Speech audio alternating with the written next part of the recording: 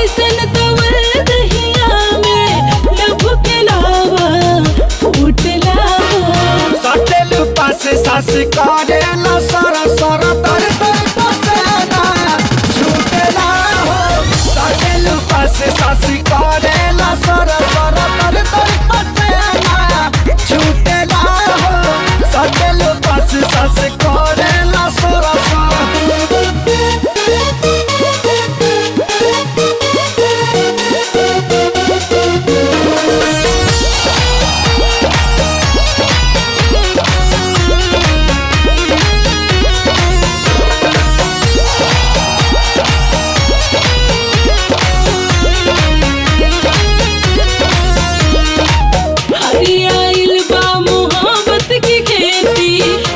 पटबले झुरा जाई पानी पीरतिया के पाए जवानी तेरा जजी हरिहरा जाई लभके चनई मरी तरानी कुछ दिन पिया दिल जानी घोटे घोटे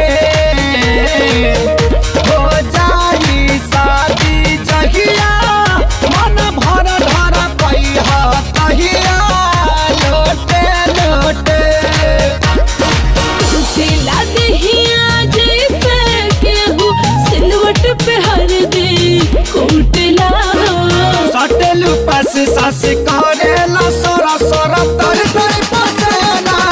छूटेला हो सटेल पास सास करेला सोरा सोरा तर तर पसेना छूटेला हो सटेल पास सास करेला सोरा सोरा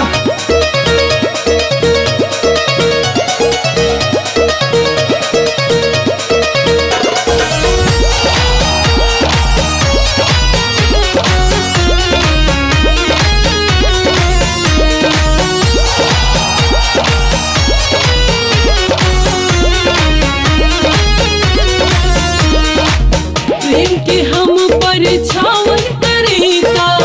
उपछावन तोहरा बारेला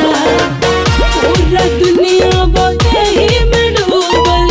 मनवा तोहर न करेला देह खाना खाना एला गोल रोआ गाना गाना एला गोल धीरे धीरे फूटा ताला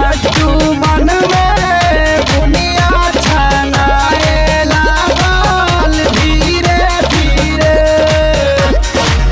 पानी के पानी भइल बा जवानी गज बहला हरिया उठला सटेल पास सास करेला सर सर तर तर पसेना छूटेला हो सटेल पास सास करेला सर सर तर तर पसेना छूटेला हो सटेल पास सास करेला सर सर Click on the bell icon to get regular updates from Venus. For more entertainment, log on and subscribe to www.youtube.com/VenusBhojpuri.